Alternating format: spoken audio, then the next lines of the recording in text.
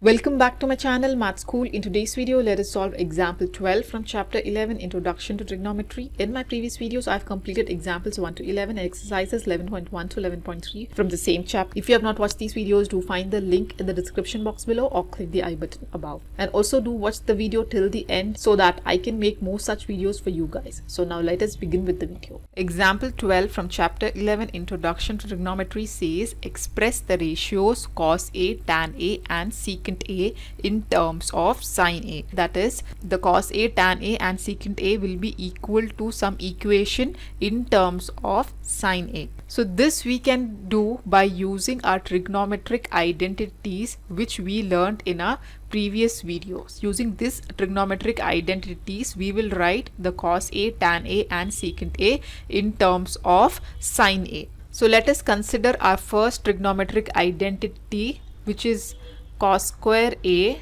plus sin square A is equal to 1. Now we have to write this cos A in terms of sin A. So let us keep cos A on the left hand side, then send the sin A to right hand side. So therefore we can write cos square A is equal to 1 minus this sin square A goes to right hand side to become minus sin square A. Okay, now since we have to find out the cos A value, we will remove the square term also. So therefore we can take square root on both the sides. Taking square root on both sides, this is square root. Okay, so we will have square root of cos square A is equal to square root of 1 minus sin square A.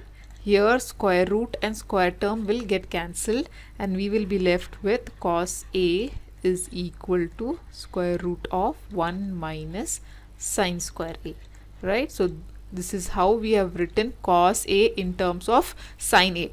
Okay, similarly we can write tan and secant A in terms of sin A, right? Now what is tan A? Tan A we also know can also be written as sin A divided by cos A, right? So here in the numerator already we have sin A value, but in denominator we have cos, which should be written in terms of sin again. So previously we have written down cos A in terms of sin A. So let us take this as equation number 1. So here we will substitute the value of cos A as equal to 1 minus sin square A, right? So from equation 1 we can write tan A as equal to sin A divided by, instead of cos A we will write 1 minus square root of 1 minus sin square A. So this will be square root of 1 minus sin square A, right? Again we have written down tan A also in terms of sin A. Now similarly let us do for secant A. Now what is secant A?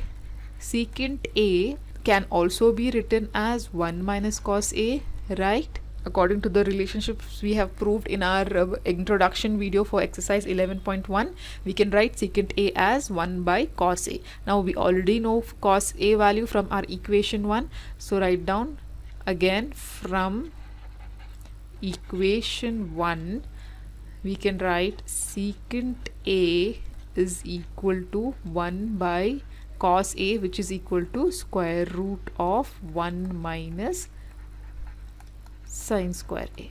So this is how, by using the trigonometric identity cos square A plus sin square A equal to 1, we can write cos A, tan A and secant A in terms of sin A. Here you can observe the right hand side of all these three trigonometric function has only sin A term. So this is how we have to express this cos A, tan A and secant A in terms of sin A. So this is how we solve this problem. If you have any further doubts, you can comment me below in the comment section. In my next video, I'll be solving example 13 from chapter 11, Introduction to Trigonometry. So till then, do like my video, subscribe to my channel and don't forget to hit the bell button below to get the latest updates of my videos, as I'll be completing the whole syllabus for class 10th SLC and Cert Math. And also do watch the related videos of chapter 11, Introduction to Trigonometry shown on the screen. Thank you.